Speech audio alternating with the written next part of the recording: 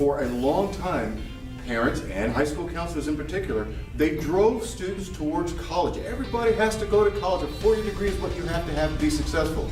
That's not true. Demand is huge. I know in my own company, we spend a lot of money, probably just as much money now, trying to find good employees as we do trying to find new customers. Colleges have more money, therefore they're able to convince parents who then convince their children that the only way you can be a success in life is if you go to college, get advanced degrees, become a doctor, become a lawyer. It's not difficult if you start your own company, and if you're willing to work hard enough, make 6-figure salary in the field.